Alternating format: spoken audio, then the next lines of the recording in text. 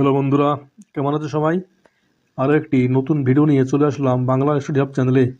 আজকের এই ভিডিওতে আমরা মাধ্যমিক জীবনবিজ্ঞানের অভিব্যক্তি এবং অভিযোজন চ্যাপ্টারটি থেকে অত্যন্ত গুরুত্বপূর্ণ 100টি সংক্ষিপ্ত প্রশ্ন নিয়ে আলোচনা করব।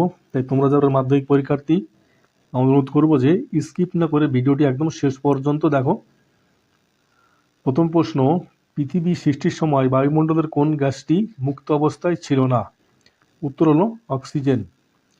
ওপারিন ও হ্যালডেনের মতে জীবনের উৎপত্তির আদি পর্যায়কে কী বলা হয়? উত্তর হলো হট ডাইলিউট স্যুপ। কোয়াসারভেট কথাটি প্রথম কে ব্যবহার করেন? উত্তর হলো বিজ্ঞানী ওপারিন। মাইক্রোস্ফিয়ার তত্ত্বের প্রবক্তা কে? উত্তর হলো সিডনি ফক্স। মিলার উরের পরীক্ষায় ব্যবহৃত গ্যাসগুলির অনুপাত কত? উত্তর হলো 2:1:2। মিলার উরের পরীক্ষায় আদি পৃথিবীতে কোন শক্তির উৎস হিসাবে বৈদ্যুতিক স্ফুলিঙ্গ সৃষ্টি করা হয়েছিল? উত্তর হলো বজ্রপাত। জীবনে রাসায়নিক উৎপত্তি বা কেমোজনি তত্ত্বটি কোন বিজ্ঞানীদ্বয় প্রদান করেন? উত্তর হলো ওপারিন ও হ্যালডেন। প্রথম সৃষ্ট নিউক্লিক অ্যাসিডটি কী ছিল? উত্তর হলো RNA। ফিলোজফিক জুওলজি গ্রন্থটি রচয়িতা কে? এটা তোমরা বাংলাতে লিখতে পারো, অসুবিধা নেই। উত্তর হলো জাঁ ব্যাপটিস্ট ল্যামার্ক। অর্জিত বৈশিষ্ট্যের বংশানুসরণ মতবাদটি কার? এটা হলো ল্যামার্কের। ল্যামার্কের মতবাদের প্রধান ভিত্তি কোনটি? উত্তর হলো অঙ্গের ব্যবহার ও অব্যবহারের সূত্র। জিরাফের গলা লম্বা দিয়ে নিজের মতবাদ ব্যাখ্যা করেছিলেন কোন বিজ্ঞানী? উত্তর হলো ল্যামার্ক। ল্যামার্কের তত্ত্বকে ভুল প্রমাণ করার জন্য ইঁদুরের লেজ কাটার পরীক্ষা কে করেছিলেন? উত্তর হলো Weismann. On the origin of species by means of natural selection গ্রন্থটি কে কত সালে প্রকাশ করে? উত্তর হলো 1859 সালে। এটা ডারউইনের লেখা। ছোট করে বলতে পারো যে অরিজিন অফ স্পেসিস। ডারউইনের বিবর্তনবাদের মূল ভিত্তি কোনটি? উত্তর হলো প্রাকৃতিক নির্বাচনবাদ। যোগ্যতমের উদ্বর্তন শব্দরম্ভটি প্রথম কে ব্যবহার করেন? উত্তর হলো হারবার্ট স্পেন্সার। ডারউইনের মতে জীব কেন প্রচুর সংখ্যায় বংশবৃদ্ধি করা সত্ত্বেও পপুলেশন স্থির থাকে? উত্তর হলো জীবন সংগ্রাম। বন্ধুরা, তোমাদের বলে রাখি, তোমরা যা ভিডিওটা স্টাডি ম্যাটেরিয়াল যা তোমরা দেখছো পুরোপুরি ফ্রিতে আমাদের চ্যানেলে দেওয়া আছে। ডেসক্রিপশনের লিঙ্ক থেকে তোমরা এটা পুরোপুরি ফ্রিতে পেয়ে যাবে। এবং মাধ্যমিক জীবনবিজ্ঞানের সমস্ত অধ্যায় ভিত্তিক 1, 2, 3 নম্বরের প্রশ্নগুলো আমাদের চ্যানেলে দেওয়া আছে। তোমরা জানো যে 5 নম্বরের প্রশ্নগুলো সরাসরি আসে না, এগুলো 2 অথবা 3 এইভাবে 2+3 অথবা 2+2 1+2 এভাবে ভেঙে দেওয়া হয়। তাই 2, 3 নম্বরের প্রশ্নগুলো কভার করলে তোমাদের অটোমেটিক 5 নম্বরের প্রশ্নগুলো কভার হয়ে যাবে। একই প্রজাতির দুটি জীবের মধ্যে যে জীবন সংগ্রাম দেখা যায় তাকে কি বলে? উত্তর হলো অন্তঃপ্রজাতির সংগ্রাম। ব্যাঙ, সাপ ও বকের মধ্যে জলাশয়ে মাছ খাওয়ার জন্য যে সংগ্রাম ঘটে সেটি কোন প্রকৃতির? উত্তর হলো আন্তঃপ্রজাতি সংগ্রাম। ডারউইনের জীবদের সৃষ্ট কোন প্রকার প্রকরণকে বিবর্তনের কাঁচা মাল হিসাবে গণ্য করেছিলেন? উত্তর হলো ছোট ছোট ধারাবাহিক বংশানুসরণযোগ্য প্রকরণ। মিউটেশন বা পরিব্যক্তির তত্ত্বের প্রবক্তা কে? উত্তর হলো হুগো দ্য ফ্রিস। ডারউইন যে জাহাজে চড়ে বিশ্ব ভ্রমণ করেছিলেন তার নাম কি? উত্তর হলো HML বিগাল। ডারউইন কোন দ্বীপপুঞ্জ ফিঞ্চ পাখিদের পর্যবেক্ষণ করে অভিযোজনগত বিকিরণ তত্ত্ব দিয়েছিলেন? উত্তর হলো গ্যালাপাগোস দ্বীপপুঞ্জ। আধুনিক সংশ্লেষবাদের সাথে যুক্ত একজন বিজ্ঞানীর নাম লেখো। উত্তর হলো আর্নেস্ট মেয়ার। জীবনের উৎপত্তি রাসায়নিক বিবর্তনটি সঠিক পর্যায়ক্রমটি লেখো। উত্তর হলো জৈব অণু, কোয়াসারভেট, প্রোটোবায়ন্ট এবং আদিকোষ। অভিব্যক্তির সপক্ষে প্রমাণ। এই বিভাগটা থেকে যে প্রশ্নগুলো গুরুত্বপূর্ণ দেখে নাও তোমরা। জীবাশ্ম সংক্রান্ত বিজ্ঞানকে কি বলা হয়? উত্তর হলো প্যালিওঅন্টোলজি। ঘোড়ার বিবর্তনের প্রাচীনতম পূর্বপুরুষের নাম কি? উত্তর হলো ইওহিপ্পাস। আধুনিক ঘোড়ার নাম কি? উত্তর হলো ইকুয়াস। ঘোড়ার বিবর্তনের সঠিক পর্যায়ক্রমটি নির্বাচন করো। উত্তর হলো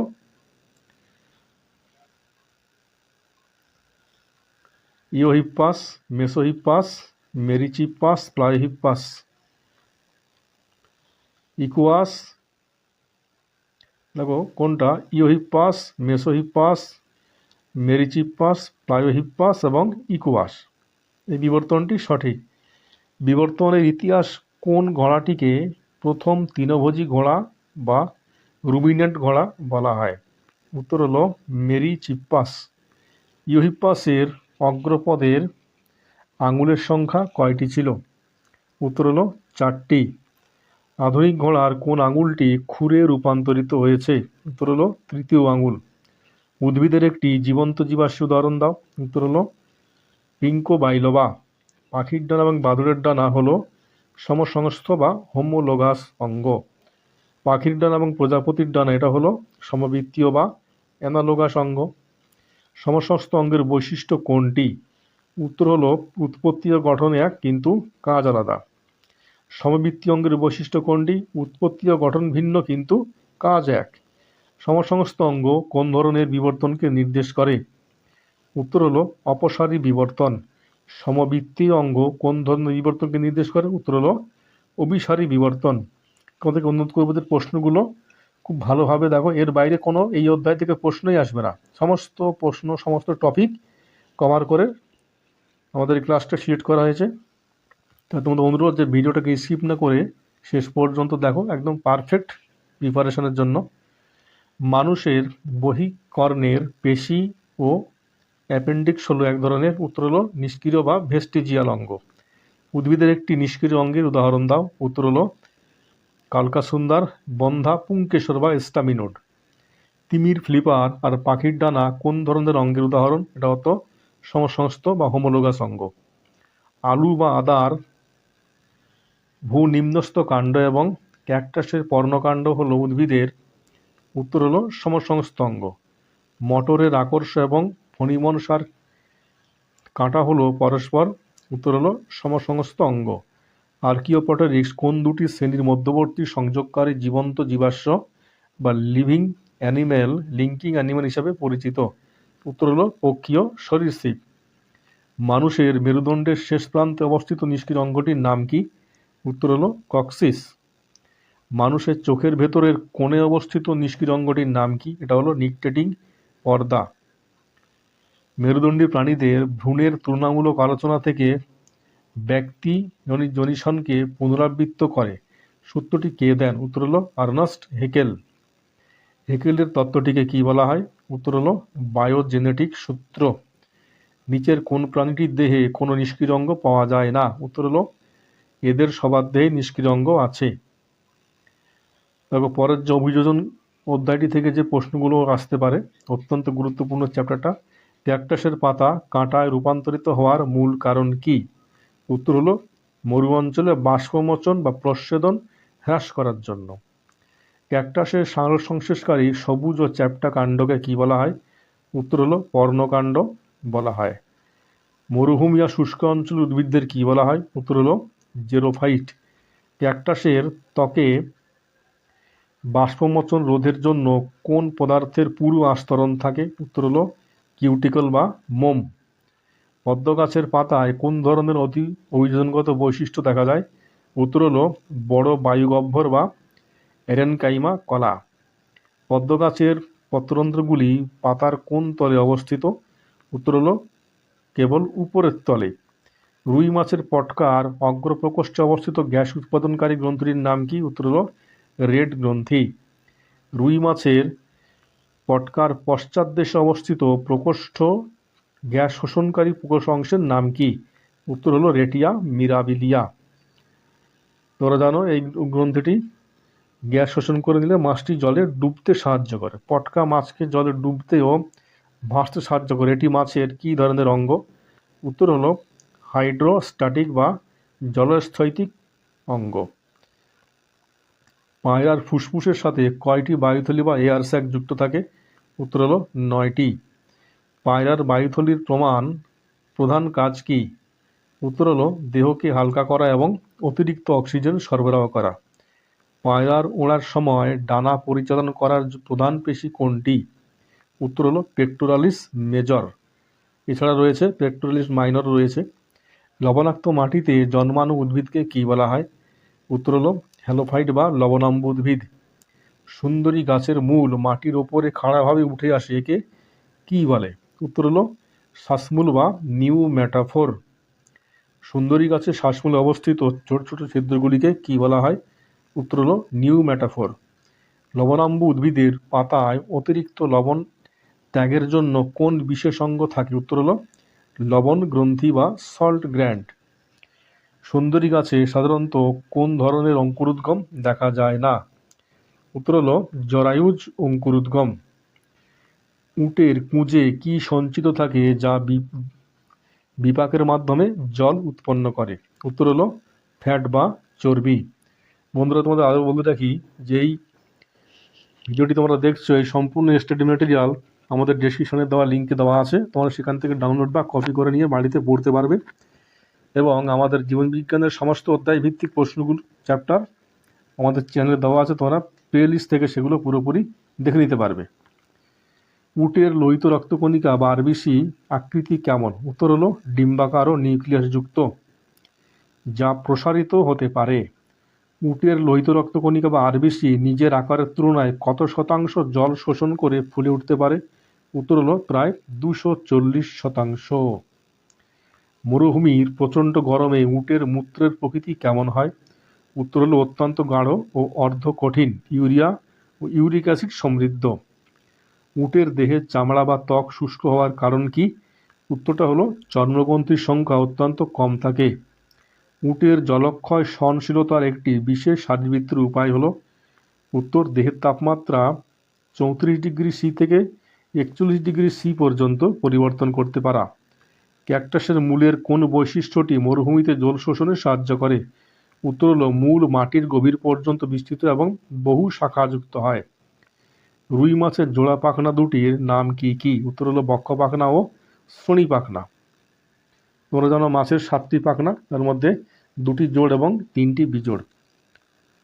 আচরণগত অভিযোজন, দেখো শিম্পাঞ্জি এবং মৌমাছি এই বিভাগগুলি থেকে যে প্রশ্নগুলো তোমাদের জানতেই হবে। শিম্পাঞ্জিরা শক্ত বাদামের খোসা ভাঙার জন্য কী ব্যবহার করে? উত্তর হলো পাথরের টুকরো বা শক্ত কাঠকে হাতুড়ি ও নেহাই হিসাবে ব্যবহার করে। শিম্পাঞ্জিরা উইপোকার ঢিবি থেকে উইপোকা শিকারের জন্য কোন পদ্ধতি অবলম্বন করে? উত্তর হলো গাছের ডালকে সরু কাঠির মতো বানিয়ে ঢিবির গর্তে ঢুকিয়ে দেয়। শিম্পাঞ্জিরা পরজীবী দ্বারা আক্রান্ত হলে বা অসুস্থ হলে নিজের চিকিৎসার কোন উদ্ভিদ ব্যবহার করে? উত্তর হলো অ্যাসপেলিয়া নামক এক প্রকার উদ্ভিদ। মৌমাছিদের বার্তা আদান প্রদানের জন্য নৃত্যের ভাষা প্রথম আবিষ্কার করেন কোন বিজ্ঞানী? উত্তর হলো কার্ল ভন ফ্রিস। মৌচাক থেকে খাদ্যের উৎস যদি 100 মিটারের মধ্যে হয় তবে শ্রমিক মৌমাছিরা কোন নৃত্য প্রদর্শন করে? উত্তর হলো চক্রাকার নৃত্য। খাদ্যের উৎস 100 মিটারের বেশি হলে মৌমাছিরা কোন ইংরেজি অক্ষরের মতো নৃত্য প্রদর্শন করে? উত্তর হলো ইংরেজি 8 বা 8 আকৃতির মতো, একে ওয়াগল নৃত্য বলে। মৌমাছিরা ওয়াগল নৃত্যের অক্ষরটি সূর্যের সাপেক্ষে কি নির্দেশ করে? উত্তর হলো খাদ্যের খোঁজের অভিমুখ বা দিক নির্দেশ করে। শিম্পাঞ্জিদের আচরণগত অভিযোজন কোন স্তরে বুদ্ধিমত্তাকে প্রকাশ করে? উত্তর হলো অত্যন্ত উন্নত এবং মানব সদৃশ বুদ্ধিমত্তা। আচরণগত অভিযোজন বলতে কি বোঝায়? উত্তর হলো পরিবেশের সাথে খাপ খাইয়ে নেওয়ার জন্য অভ্যাসের বা আচরণের পরিবর্তন। সুন্দরী গাছের মূল মাটি ভেদ করে ওপরে ওঠার কারণ কি? উত্তর হলো মাটির নিচে অক্সিজেনের অভাব মেটানোর জন্য এবং বাতাস থেকে অক্সিজেন গ্রহণ করার জন্য। দেখো পরের যে প্রশ্ন, নিচের কোনটি নিষ্ক্রিয় অঙ্গ নয়? উত্তর হলো গিনিপিগের সিকাম, এটি সচল। ডারউইনের মতে প্রকৃতির কোন শক্তি নতুন প্রজাতি সৃষ্টিতে নির্বাচনকারী ভূমিকা পালন করে? উত্তর হলো অনুকূল পরিব্যক্তি বা পরিবেশের উপযোগিতা। বায়ুমণ্ডলের মিথেন ও অ্যামোনিয়ার বিক্রিয়ায় উৎপন্ন প্রথম জৈব যৌগ কোনটি ছিল? উত্তর হলো অ্যামাইনো অ্যাসিড এবং পিউরিন বা পিরিমিডিন বেস। পটকার কাজ সম্পর্কিত সঠিক তথ্যটি বেছে নাও। উত্তর হলো রেড গ্রন্থি গ্যাস তৈরি করে, মাছকে হালকা হতে বা ভাসতে সাহায্য করে। নিউম্যাটোফোর দেখা যায় কোন উদ্ভিদে? উত্তর হলো সুন্দরী বা লবণাম্ব উদ্ভিদে। উটের আরবিসির কোন বিশেষ গঠনটি জলশূন্যতা বা ডিহাইড্রেশন প্রতিরোধ করে? উত্তর হলো এটি ডিম্বাকার হওয়ায় ঘন রক্ত সহজে প্রবাহিত হতে পারে। ওপারীদের মতে প্রোটিন, লিপিড ও কার্বোহাইড্রেট দ্বারা গঠিত কোলোয়েড বিন্দুকে কি বলা হয়? উত্তর হলো কোয়াসারভেট।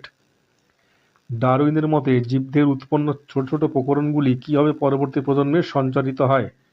উত্তর হলো প্যানজেনেসিস বা জেমুল তত্ত্বের মাধ্যমে। উদ্ভিদের জলজ অভিযোজনে পাতা ও কাণ্ডের ওপরে মোমের মতো যে আস্তরণ থাকে তাকে কি বলে? উত্তর হলো মোমাক্ত আবরণ। ক্যাকটাসের মূল লোমগুলি কেমন হয়? উত্তর হলো খুব দীর্ঘ এবং সুগঠিত হয়। পায়রার ডানায় বড় পালকের সংখ্যা কয়টি যা উড়তে সাহায্য করে? উত্তর হলো 20টি রেমিজেস পালক। পায়রার পুচ্ছ বা লেজে অবস্থিত পালকের সংখ্যা কয়টি বা রেকটিসেস পালক কয়টি? উত্তর হলো 12টি। প্রশ্ন দুটো অত্যন্ত গুরুত্বপূর্ণ এবং প্রায় প্রতি বছর দেওয়া হয়, যে রেমিজেস 20টি এবং রেকটিসেস 12টি, এটা তোমরা মনে রাখো। বিবর্তনের ধারা অনুযায়ী প্রথম মেরুদণ্ডী প্রাণীর আবির্ভাব ঘটেছিল কোন পরিবেশে? উত্তর হলো জলে বা সমুদ্রে।